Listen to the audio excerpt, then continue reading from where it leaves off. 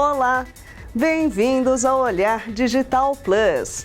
A tendência parece ser irreversível. Nos próximos anos, a evolução tecnológica deve fazer o mercado de trabalho encolher. Se a perspectiva não é otimista, pelo menos há um outro lado. Ao mesmo tempo em que algumas profissões correm risco de extinção, há outras que devem surgir e ver o número de oportunidades se multiplicar. No programa de hoje, você confere quais as profissões que devem aparecer nos próximos anos e quais devem abrir mais postos de trabalho. Antes das perspectivas de emprego, tem os outros destaques de hoje. O smartphone é um grande aliado do dia a dia, mas pode ser um enorme inimigo da sua coluna.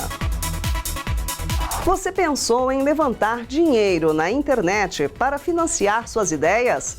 O crowdfunding, a chamada vaquinha virtual, se transformou num ambiente profissional que pode impulsionar os seus projetos. Veja como usar. Carregador portátil para celular. Se você pensa que eles são todos iguais, está muito enganado. Confira os detalhes em que você precisa prestar atenção antes de comprar um. A tecnologia que faz diferença no seu dia a dia. O Olhar Digital Plus está começando.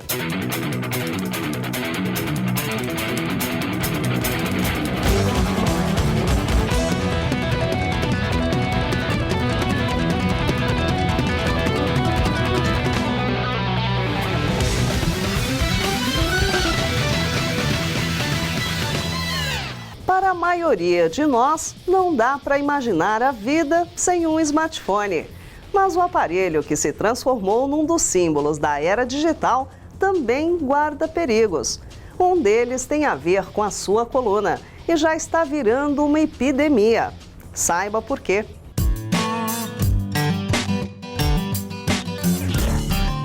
Pescoço de texto, geração da cabeça baixa ou pescoço tecnológico. Você já ouviu falar disso?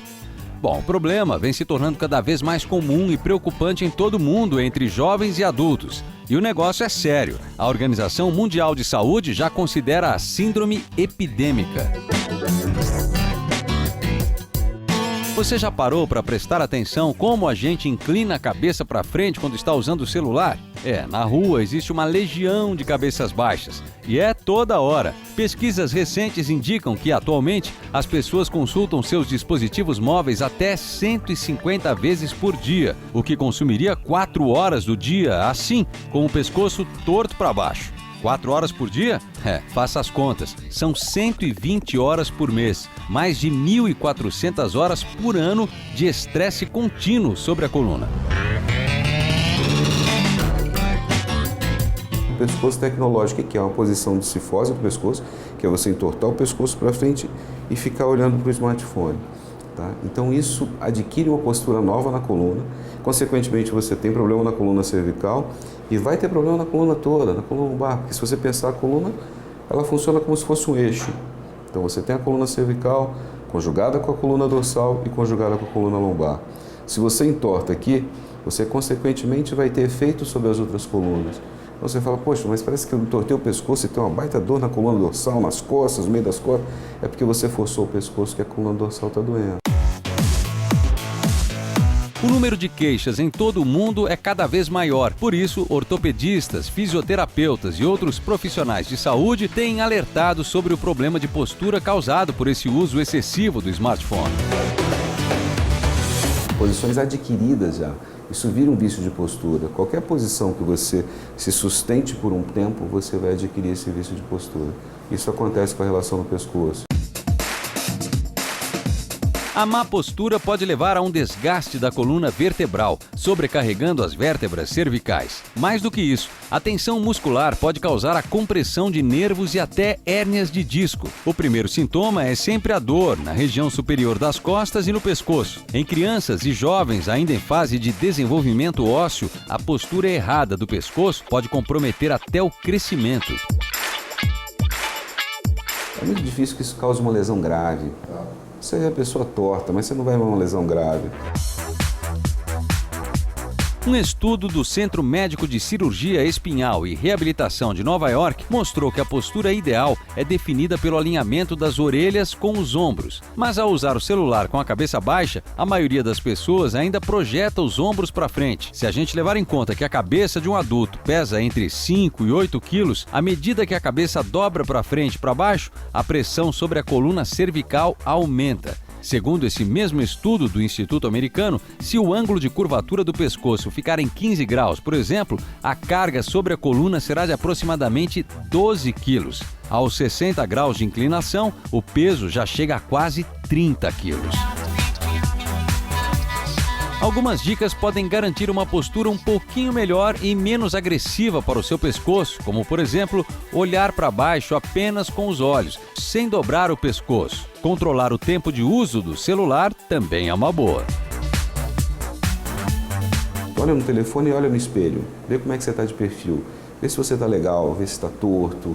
Tenta mudar essa postura, tenta se vigiar. Coloca um aviso no telefone a cada 15 minutos, para você ter uma postura com isso. Eu oriento meus pacientes, coloca um aviso no computador, a cada 40 minutos você tem que levantar. Nem que for para fazer um xixi, para beber uma água, tomar um café, bater um papo. Com 16 anos de idade, o Vitor confessa que passa praticamente o dia inteiro entre o computador e o smartphone. Ele não liga muito para a posição do pescoço, pelo menos ainda. Apesar de nunca ter sentido dor, por histórico familiar de sucessivos problemas na coluna, ele já se previne e faz sessões de fisioterapia todas as semanas para acertar a postura. Eles ensinam para todo dia, quando acordar, alongar, fazer natação, que estica, arruma a postura. Se você se preocupa com seu pescoço e sua postura, exercícios de alongamento podem ser úteis, hein? É fácil, basta movimentar a cabeça para cima e para baixo e da esquerda para a direita. Repita o movimento pelo menos 10 vezes seguidas. Tente encostar o queixo no tórax para alongar. Agora, se você já estiver com qualquer sinal de pescoço tecnológico, procure o quanto antes um profissional. É importante que as pessoas comecem a prestar um pouco mais atenção para elas. As pessoas olham muito para o telefone, olham muito para o que se passa em volta, olham muito para a vida dos outros, inclusive nessas redes sociais. Eu acho que elas têm que começar a prestar atenção mais nelas. Isso é que é fundamental. Então elas vão prestar atenção mais nelas, vão prestar mais atenção na saúde delas, elas vão prestar mais atenção no bem-estar. O que a gente tem que buscar é a qualidade de vida, não é um corpo perfeito.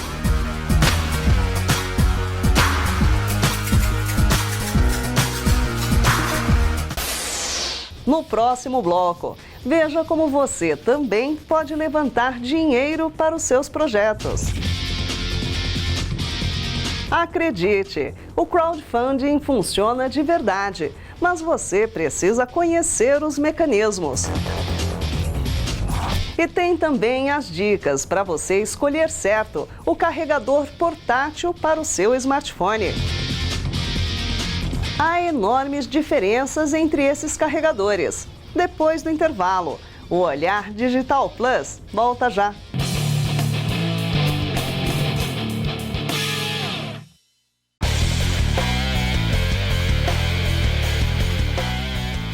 Se você está entre os céticos, vale a pena repensar. O crowdfunding funciona assim e pode ser um instrumento eficiente para impulsionar os seus projetos. Mas é preciso entender como as plataformas de arrecadação trabalham. Confira nossas dicas.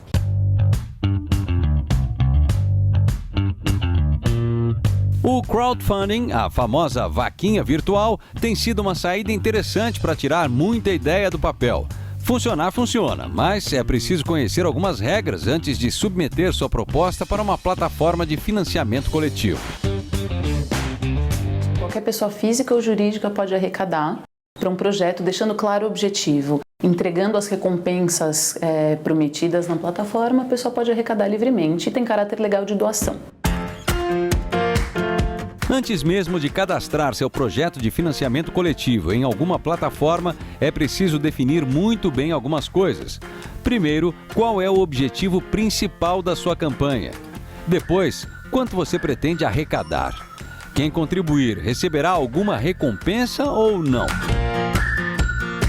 Dar recompensas para os colaboradores não é obrigatório, mas é importante dar uma referência de como cada valor de contribuição irá colaborar para a execução do projeto. Ao colocar uma campanha no ar, o criador se compromete legalmente com a entrega de cada uma dessas recompensas.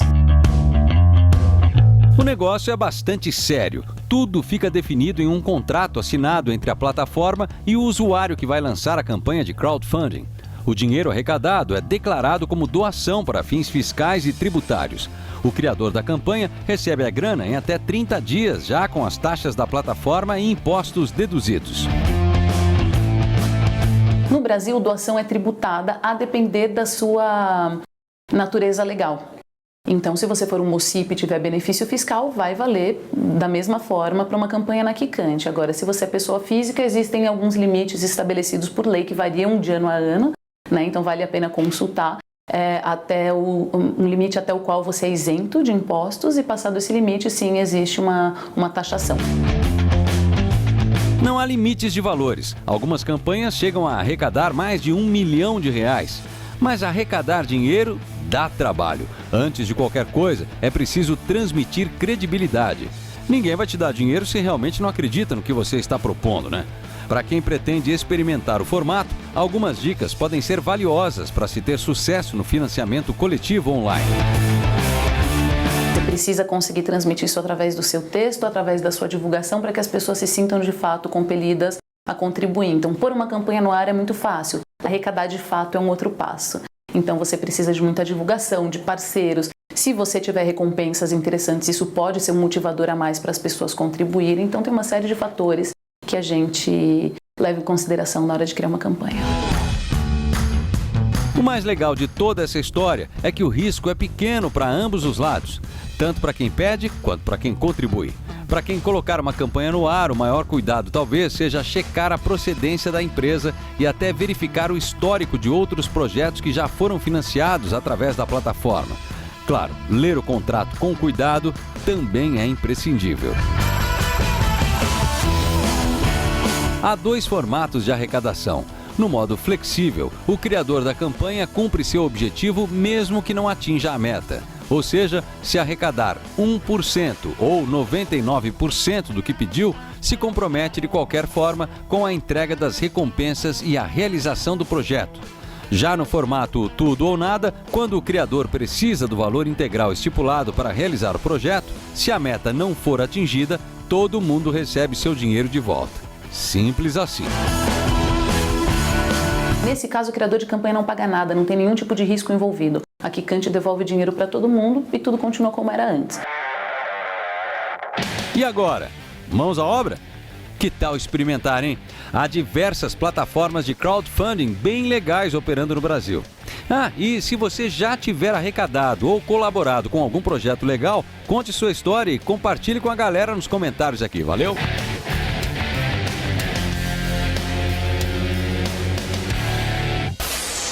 Bateria virou necessidade básica. Afinal, ficar sem o smartphone pode ser um drama em nossas vidas digitais. E um dos bons aliados para evitar o problema são os carregadores portáteis. Mas existem grandes diferenças entre eles.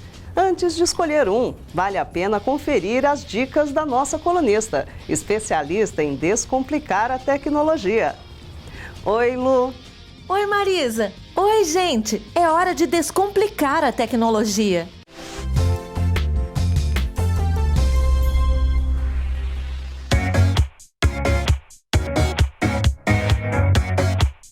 Hoje em dia as pessoas andam com o celular para todos os lados, não é mesmo? E às vezes a bateria não aguenta o dia inteiro. A melhor solução é usar um carregador portátil para garantir que o seu smartphone continue ligado mesmo quando não tem nenhuma tomada por perto. Mas na hora de escolher um carregador, é preciso pesquisar bem para não correr o risco de estragar o celular, viu? Primeiro, evite comprar carregadores portáteis falsificados e dê uma olhadinha se ele tem o selo de homologação da Anatel. Quando o aparelho tem esse selo, significa que ele respeita as normas de segurança e a bateria tem proteção contra curto-circuito e sobrecarga. Você também precisa ficar de olho na capacidade de carga, que é medida em mAh. É ela que mostra se o carregador vai conseguir carregar a bateria por completo ou não. Funciona assim: se a bateria do celular tiver uma capacidade de 3.000 mAh, o carregador precisa ter pelo menos 3.000 mAh também para ter uma carga completa.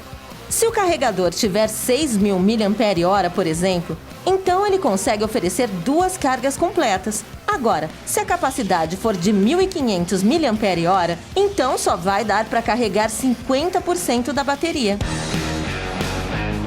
Outro detalhe importante é a potência que é medida em watts. Para o celular ser carregado, é preciso que a corrente elétrica que sai da bateria seja maior ou igual à potência de carregamento do smartphone, tá? Se for menor, o celular não vai carregar. Essas informações de miliampere-hora e watts ficam no manual ou na caixinha do aparelho. E para facilitar, olha essa dica. As baterias portáteis vão perdendo vida útil ao longo do tempo. Ou seja, ela perde o seu desempenho e capacidade de carga. Para fazer o carregador durar por mais tempo, só recarregue o aparelho quando a energia tiver acabado por completo. Ah, e não se esqueça de desligar o celular na hora de recarregar para não desperdiçar energia da bateria. E sempre que você tiver qualquer dúvida, é só falar comigo nas redes sociais. Use a hashtag LuExplica que eu respondo tudo.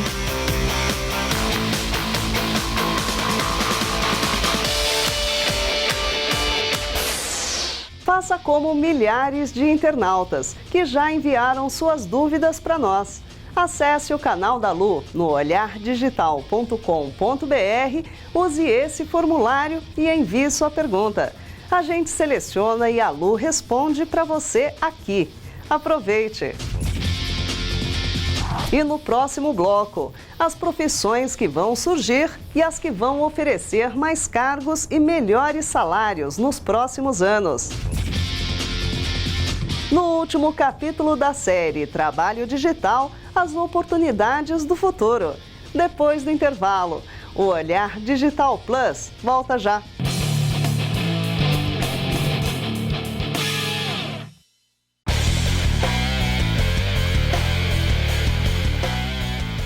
Algumas áreas devem ter crescimento explosivo nos próximos anos. E talvez essa seja a sua oportunidade de fazer parte do mercado de trabalho do futuro. No último capítulo da série Trabalho Digital, confira as áreas que já começam a ganhar impulso novo com a evolução da tecnologia.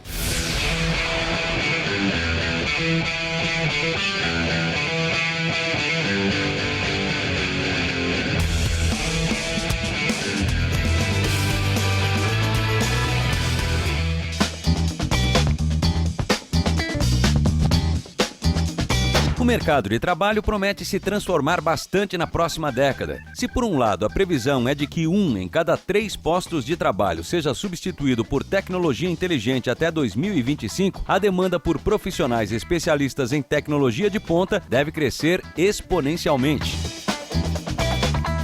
A própria tecnologia vai requerer especializações, pessoas que sejam designers, que lidem com 3D, que lidem com inteligência artificial, que lidem com uma capacidade de, por exemplo, smart, um cara que lida com a tecnologia, vai na sua casa e faz todo um setup de solução tecnológica para automação residencial e empresas. Impressão 3D, realidade virtual, automação residencial, internet das coisas e computação na nuvem são, sem dúvida, alguns dos principais pilares das chamadas profissões do futuro.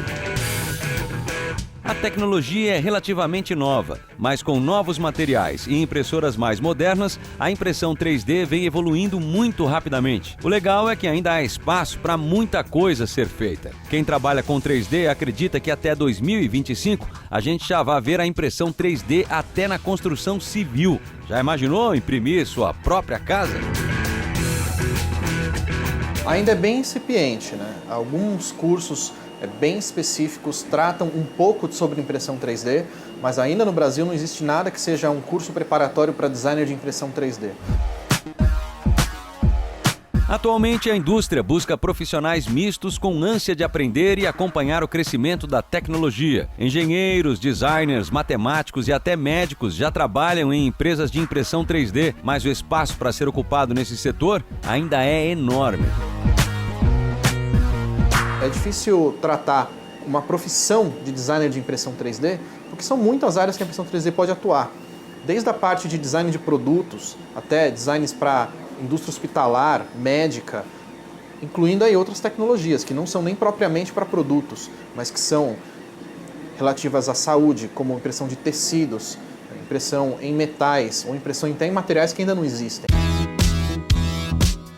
Instalador doméstico especialista em automação residencial também é um emprego que promete ser bastante popular lá em 2025. O Ailton é um dos precursores na área. Há 9 anos, ele trabalha em uma empresa que desenvolve e instala soluções digitais para casas e escritórios inteligentes e automatizados. Um técnico específico para automação, hoje no mercado ainda não temos bastante. Tem pessoas que têm que entrar e se preparar para isso. Realidade virtual é outra área quente. A procura por gente que saiba desenvolver esses ambientes digitais também deve crescer bastante. O time para desenvolver uma aplicação de realidade virtual é grande. Envolve designer, arquiteto, programador, todo mundo embarcado nesta nova realidade. Como nos outros empregos do futuro que a gente comentou, ainda não existe um curso específico para quem quer trabalhar com realidade virtual, mas os requisitos são os mesmos. Você tem que ser curioso e até meio autodidata para começar a mexer com essa tecnologia. Para o cara ele ingressar, a primeira coisa eu acho que ele tem que ser aventureiro, né? Porque você não tem onde aprender, né? Você não vai ter esse curso, como você falou. Ele tendo uma noção hoje de 3D e uma leve noção de, por exemplo, de jogos, ele já consegue trabalhar na área. Quem saiu na frente e já trabalha com realidade virtual no Brasil, navega em um mar com pouquíssimos rivais. Mas o outro lado dessa moeda é que o mercado ainda é bem pequeno. Mas pode apostar, vale a pena insistir. O futuro virtual é pra lá de promissor. Você fez lá a brincadeira, funcionou. Agora ele está mexendo, né, no produto. Então isso eu acho que é a maior barreira, né? No Brasil, assim, a demanda acredito que é grande, né? A gente sempre recebe, né, pedidos de concorrências até, né, para entrar com o VR. Só que o profissional realmente é difícil. Hoje, assim, não é algo que você vai encontrar em qualquer esquina, né? O cara tem que ter um background, só que você não vai ter o profissional de VR para contratar. Você vai ter que treinar ele ou você vai ter que passar alguma base. Se você perdeu as outras reportagens da série Trabalho Digital, confira os links que separamos embaixo do vídeo dessa matéria no nosso site. Na semana passada, mostramos os empregos ameaçados de extinção pela tecnologia. No primeiro capítulo, fizemos um raio-x da situação atual do mercado de TI. Confira os outros capítulos e amplie seus horizontes.